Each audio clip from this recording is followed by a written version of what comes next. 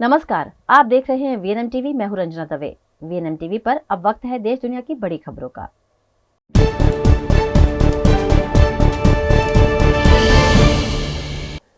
छत्तीसगढ़ में पहले चरण की 20 सीटों पर वोटिंग जारी है। 10 सीटों पर सुबह 7 से 3 और बाकी की 10 पर सुबह 8 से शाम 5 बजे तक मतदान का समय निर्धारित किया गया है।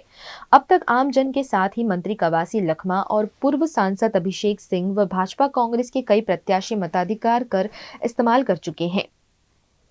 सुबह 9 बजे तक इन सीटों पर 9.93% मतदान हो चुका है। सबसे ज्यादा वोटिंग कांकेर जिले में 16.48% हुई है। इसमें 3 सीटें आती हैं, जबकि सबसे कम मतदान सुकमा में सिर्फ 4.21% हुआ है। खास बात यह है कि सुकमा के ही नक्सल प्रभावित कारीगुंडम इलाके में 23 साल बाद मतदान हो रहा है।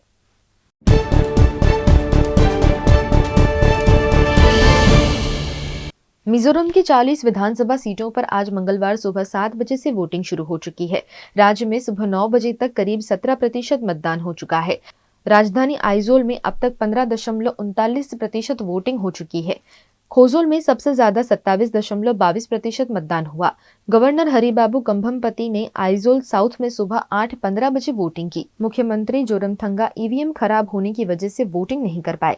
उन्होंने कहा, मैं दोबारा वोट डालने जाऊंगा। राज्य में त्रिशुंग विधानसभा नहीं होगी। मिजो नेशनल फ्रंट दोबारा सरकार बनाएगी। वहीं मिजोरम कांग्रेस के अध्यक्ष लाल सावता ने दावा किया कि मिजोरम में हम पूर्ण बहुमत के साथ सरकार बनाने जा रहे हैं। हम 22 सीट जीतने जा रहे हैं। जोरम पीपुल्स मूवमेंट के कार्यकारी अध्यक्ष और आइजोल नॉर्थ 3 से पार्टी के उम्मीदवार के सबडांगा ने आज सुबह अपना वोट डाला।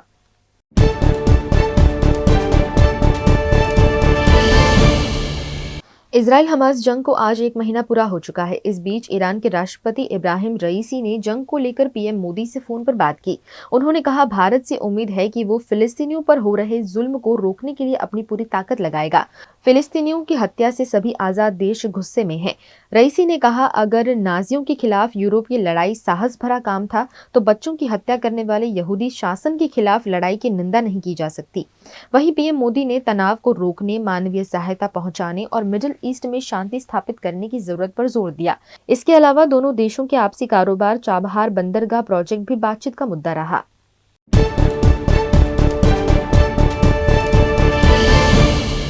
सोशल मीडिया पर एक वीडियो और ऑडियो वायरल हो रहा है। दावा किया जा रहा है कि केंद्रीय कृषि मंत्री नरेंद्र सिंह तोमर के बेटे देवेंद्र प्रताप तोमर का है। इसमें देवेंद्र लखनऊ के बिचौलिए के जरिए माइनिंग कारोबारियों से करोड़ रुपए के लेन देन की बात करते दिख रहे हैं। हालांकि देवेंद्र का कहना है कि ये वीडियो फेक है और एडिटेड है। उन्होंने इसके खिलाफ केस दर्ज कराया है। वहीं कांग्रेस ने वीडियो की जांच कराने की मांग की है। कांग्रेस नेता सुप्रिया श्रीनेत ने इस पर प्रेस कॉन्फ्रेंस कर पूछा कि वीडियो में जो लेन देन की बात हो रही है, ये किस तरह का पैसा है, अब ईडी क्या कर रही है, इनकम टैक्स और सीबीआई की टीम नरेंद्र तोमर के घर कब आएगी, कब पूछताछ होगी।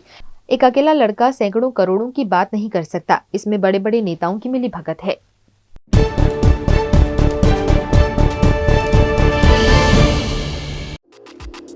दर्शनम ओशन वडोदरा के गोत्रीवासना रोड पर 4 BHK स्काई विलास आधुनिकता की परिकल्पना को साकार करता है। दर्शनम ओशन आलीशान प्रोजेक्ट, जहां आपको खुद का घर लगेगा 5 स्टार होटल। वडोदरा सिटी के प्राइम लोकेशन, ग्रीनरी के बीच स्टनिंग एस्थेटिक लग्जरियस रेसिडेंस, सभी बेडरूम में अटैच वॉशरूम, ग्रीन स्पेस के साथ balcony, full ventilation, parking, lift, kids play area, swimming pool, club house, indoor games, garden, fire safety system और आपकी privacy का भी रखा गया है खास ख्याल। लग्जरियस लाइफस्टाइल का सपना जो आपने देखा है वो पूरा होगा दर्शनम ओशन में।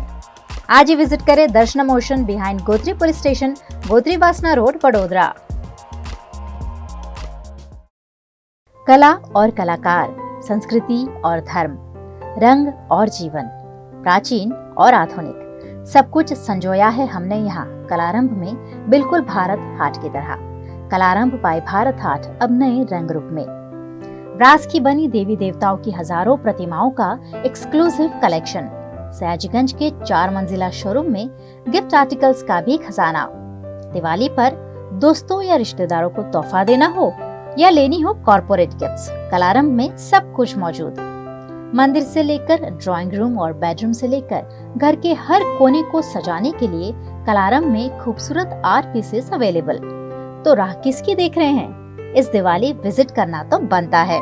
कलारंभ Bharat Haat, Amin Niwas near dairy den ice cream parlour opposite Sardar Patel statue, Sayajiganj, Vadodara.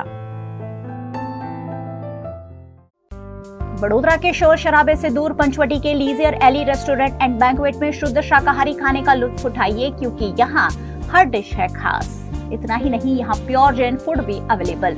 50 से 350 लोगों की कैपेसिटी वाले वेल इंटीरियर बैंक्वेट हॉल के साथ रूम फैसिलिटी, ब्राइडल मेकअप और स्टेज डेकोरेशन की भी सुविधा। होटल लीजियर एली एंड बैंक्वेट में 150 से 200 कार पार्किंग की facility, corporate pack lunch, 3 kilometre तक फ्री होम डिलीवरी और टेक अवे पार्सल पर 10% डिस्काउंट। 50 से 20 लोगों के स्मॉल गेट टुगेदर के लिए प्राइवेट डाइनिंग रूम और आउटडोर केटरिंग की भी सुविधा। यहाँ का स्किल्ड मैनेजमेंट आपके हर मौके को बनाता है बेहद शानदार। कोतरीगुड़ा सर्कल पर जल्द शुरू हो रहा है take away counter. Leisure alley restaurant and banquet, aura square, Panchvati road, Korba, Vadodara. अनेक વર્ષોથી સરકારશ્રી તરફથી અવર્ગ ધરાવતી નામાંકિત Baroda citizen community cooperative credit society સર્વને શાહુકારો તથા પ્રાઇવેટ ફાઇનાન્સરોના આકરા વ્યાજમાંથી મુક્તિ અપાવે છે। ઓછી વત્તી દરેક પ્રકારની આવક ધરાવતા લોકો માટે ઓછા વ્યાજે સરળ હપ્તે અનેક પ્રકારની લોન ઉપલબ્ધ। ફાઇનાન્સ કંપનીઓ કરતા ઘણા ઓછા વ્યાજ। વાર્ષિક વ્યાજ દર 8.5% શરૂ। अनुकूलता मुजबना ईएमआई। लोन माटे सिविलनी पण जरूर नथी। पेनल्टी वगर लोननी वहेली चुकवणी शक्य। बचत खाता पर पण आकर्षक व्याज मेळवो। तुरंत संपर्क करो Baroda citizen community cooperative credit society limited, 203B Ivory terrace, circuit house ની સામે, અલકાપુરી, વડોદરા। WhatsApp number 9327109414।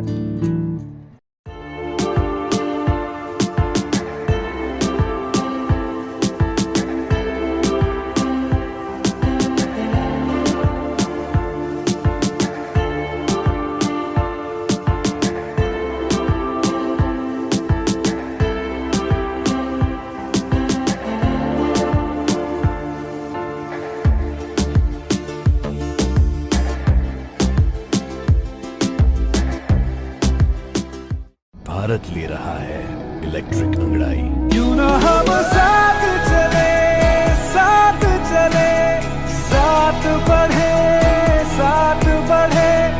देश मेरे, देश मेरे। देश को ले जाए नई दिशा की ओर। आपका जॉय, भारत का जॉय।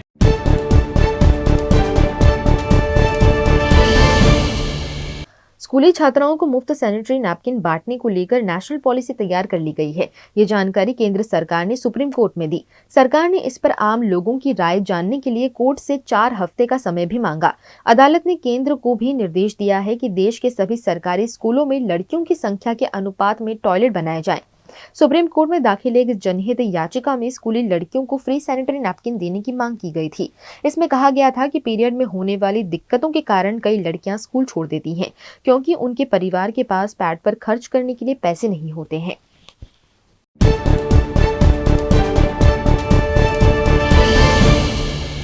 बांग्लादेश ने श्रीलंका पर वर्ल्ड कप में पहली जीत हासिल कर ली है।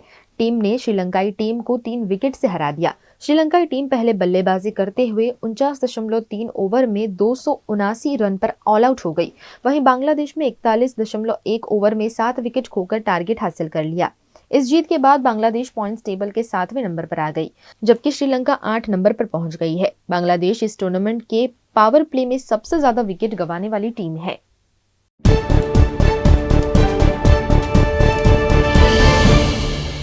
दिल्ली में वायु प्रदूषण लगातार खतरनाक स्तर पर बना हुआ है। हवा की क्वालिटी पिछले 8 दिनों से बेहद खराब है। सोमवार को यहां एयर क्वालिटी इंडेक्स 470 दर्ज किया गया था। दिल्ली एनसीआर के बढ़ते प्रदूषण की समस्या पर सुप्रीम कोर्ट आज सुनवाई कर रहा है। 31 अक्टूबर को कोर्ट ने दिल्ली में बढ़ते वायु प्रदूषण पर चिंता जताई थी। कोर्ट ने दिल्ली, पंजाब, हरियाणा, उत्तर प्रदेश और राजस्थान को निर्देश दिया था कि वे 1 हफ्ते में हलफनामा दाखिल कर बताएं कि उन्होंने वायु गुणवत्ता सुधारने के लिए क्या कदम उठाए हैं। साथ ही कहा था कि कोर्ट इस बात की निगरानी करेगा कि मामले में क्या हो रहा है। कोर्ट ने वायु गुणवत्ता प्रबंधन आयोग दिल्ली एनसीआर रीजन की रिपोर्ट देखने के बाद चार्ट के रूप में और डिटेल रिपोर्ट दाखिल करने करने का निर्देश दिया था। साथ ही दिल्ली एनसीआर रीजन के वायु गुणवत्ता प्रबंधन आयोग से कहा था कि वह प्रदूषण की समस्या शुरू होने का ड्यूरेशन और AQI के साथ खेतों में पराली जलाने की जमीनी स्थिति बताते हुए सारी चीजें चार्ट के रूप में पेश करें।